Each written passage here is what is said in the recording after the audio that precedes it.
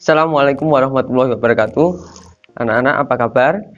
Semoga kalian selalu dalam keadaan yang sehat dan berbahagia ya. Mari anak-anak, sebelum kita masuk ke pembelajaran hari ini, kita berdoa terlebih dahulu. Berdoa sesuai dengan keyakinan masing-masing. Dimulai. Selesai? Anak-anak, sebelum Pak Guru lanjutkan untuk pembelajaran hari ini, jangan lupa cuci tangan pakai sabun, selalu pakai masker ketika keluar rumah, dan makan makanan yang bergizi. Anak-anak, kita kali ini akan belajar tema 3, benda di sekitarku, subtema 3, perubahan wujud benda, pembelajaran kedua. Tujuan pembelajaran pada hari ini, yang pertama, dengan membaca instruksi, siswa dapat melakukan percobaan dengan urut. 2. Dengan melakukan percobaan, siswa dapat mengidentifikasi perubahan wujud benda. 3. Dengan siswa menyelesaikan soal latihan di buku guru tentang perubahan wujud, siswa dapat menuliskan pokok-pokok informasi dengan tepat. 4. Dengan mencari informasi tentang peran yang ada, siswa dapat mengidentifikasi peran yang ada di sekolah. 5. Dengan berdiskusi tentang peran di sekolah, siswa dapat menuliskan peran benda yang ada di sekitar kita. 6. Dengan menirukan gerakan guru, siswa dapat mengidentifikasi gerakan. 7. Dengan berlatih menendang bola, siswa dapat mempraktikkan langsung teknik menendang bola terlebih dahulu. Anak-anak, setelah kalian mengetahui tujuan pembelajaran pada hari ini, Pak Guru akan bertanya, apakah makanan favorit kalian? Pasti ada yang menjawab es krim sebagai makanan favoritnya. Nah, bagaimana ketika panas siang hari itu kalian beli es krim lalu dimakan? Es krim itu akan terasa bagaimana? Betul sekali, akan terasa segar dan enak sekali. Anak-anak, sebetulnya es krim itu bisa kalian buat sendiri. Manfaat kalian membuat sendiri adalah kalian bisa lebih menghemat uang saku kalian, dan juga kalian bisa menggunakan bahan-bahan yang aman atau lebih higienis. Lakukan percobaan. Buka buku siswa kalian halaman 132, 133. Siapkan alat dan bahan seperti ini. Alat dan bahan: 1. 2 buah kantong plastik dengan perekat atau zipper. 1 berukuran besar dan 1 lagi berukuran sedang. 2 handuk kecil atau sarung tangan. 3 300 ml krim segar susu atau santan. 4 2 sendok makan gula pasir. 5 6 sendok makan garam batu. 6 2 mangkuk es batu berbentuk dadu. Caranya: 1. Campurkan susu atau santan segar dan gula ke dalam kantong plastik yang berukuran sedang. Rekatkan ujungnya dan pastikan plastik benar-benar rapat, seperti gambar yang ada di contoh. 2. Masukkan potongan es batu dan garam ke dalam kantong plastik yang besar. Kocok sebentar agar es batu dan garam itu tercampur. seperti contoh pada gambar. 3. Masukkan kantong plastik sedang yang berisi susu santan ke dalam kantong plastik besar yang berisi es batu dan garam. Kemudian tutup dengan rapat dan perekat pada plastik yang besar. 4. Kocok dan pijat-pijat kantong plastik tersebut selama 10 menit. Gunakan handuk atau sarung tangan yang kalian siapkan tadi agar tidak terlalu terasa dingin ketika disentuh. 5. Keluarkan kantong plastik sedang, kemudian bersihkan atau lap dengan kain untuk menghilangkan garam yang menempel. 6. Buka kantong plastik tersebut dan tuangkan ke dalam gelas atau mangkuk saji. Es krim siap untuk dinikmati. Nah, silahkan apabila kalian masih bingung dengan proses yang tadi, pembuatan es, tanyakan kepada orang tuamu.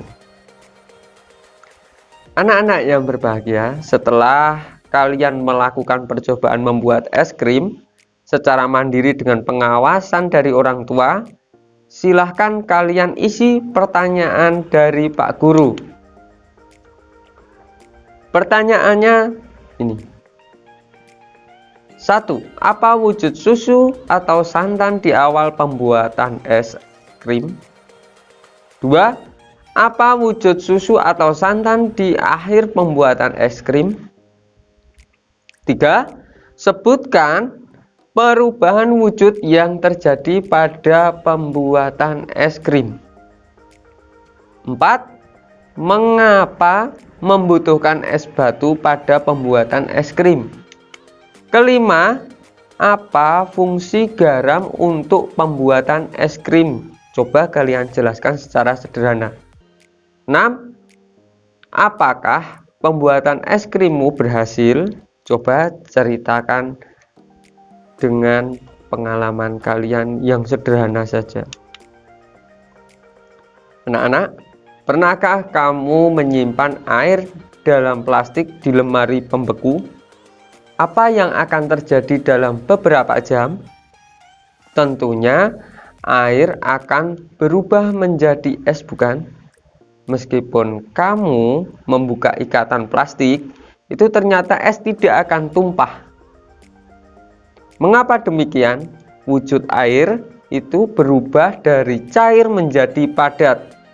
Perubahan wujud dari cair menjadi benda padat disebut membeku. Nah, kalian dapat menyebutkan contoh lain perubahan wujud dari cair menjadi padat dalam kehidupan sehari-hari. Silahkan buat tabel seperti ini, seperti contoh ini. Kemudian kalian tulis di buku tugas kalian. Kamu telah mengerjakan pembuatan es bersama orang tuamu. Sekarang Pak Guru mau tanya, adakah pembagian tugas di dalam rumahmu? Dengan pembagian tugas, pekerjaan itu akan menjadi mudah atau ringan, bukan? Begitu juga pembagian tugas yang ada di sekolah. Siswa di sekolah ada peran masing-masing. Contohnya, di SD Nusantara tempat Siti dan teman-temannya bersekolah, itu ada guru yang mengajar sehari-hari di kelas. Ada pula kepala sekolah yang memimpin sekolah. Ada juga siswa, ada penjaga sekolah, ada juga ibu kantin. Perhatikan gambar di samping. Nah, ini adalah struktur organisasi dari SD Nusantara yang biasanya struktur organisasi sekolah ini ada di ruang kepala sekolah atau ruang guru atau kantor.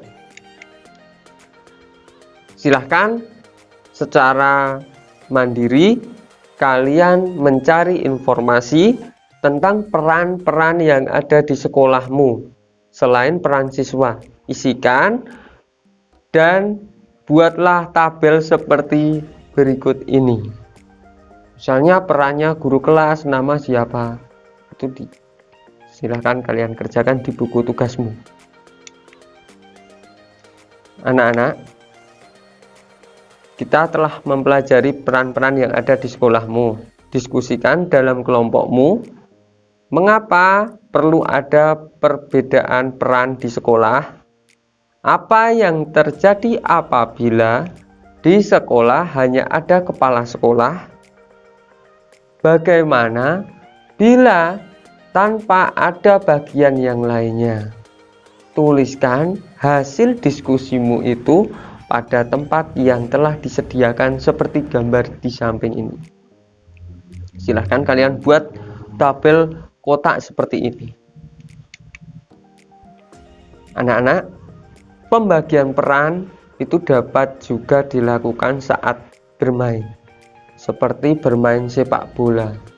Saat bermain sepak bola ada yang berperan sebagai penjaga gawang, ada yang berperan menjadi penyerang, ada yang berperan sebagai pemain belakang, ada juga yang berperan sebagai kapten. Nah, semua itu harus bekerja sama. Mengapa? Ada yang tahu? Betul sekali.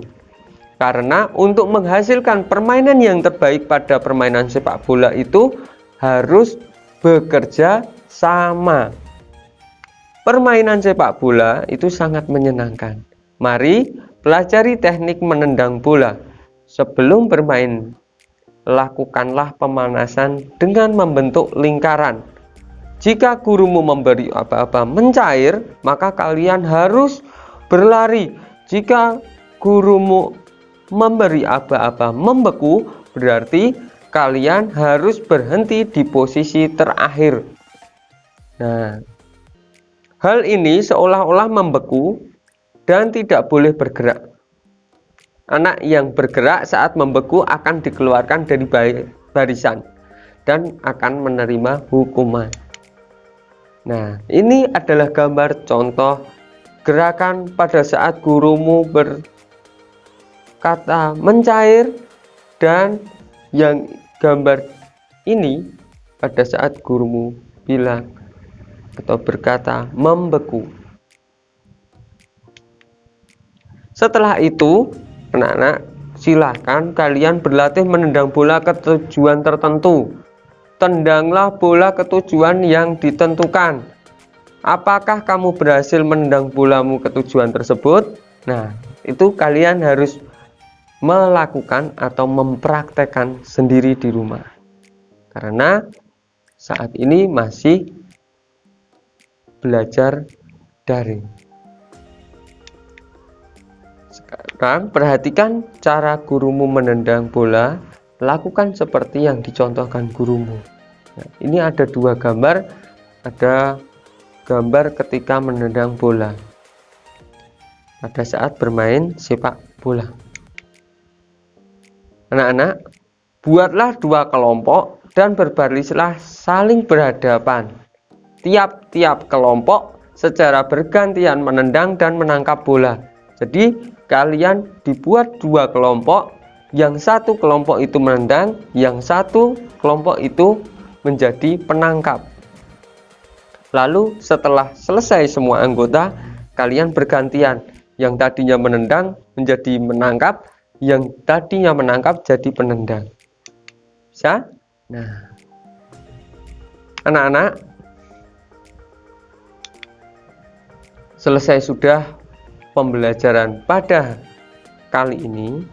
Kita sudah belajar memperhatikan perubahan wujud benda, belajar tentang pembagian tugas dalam rumah dan juga di sekolah, dan belajar bermain sepak bola. Tetap semangat belajar walaupun melalui pembelajaran daring. Tetap patuhi protokol kesehatan, jaga imun dengan istirahat yang cukup, dan makan makanan yang bergizi. Wassalamualaikum warahmatullahi wabarakatuh.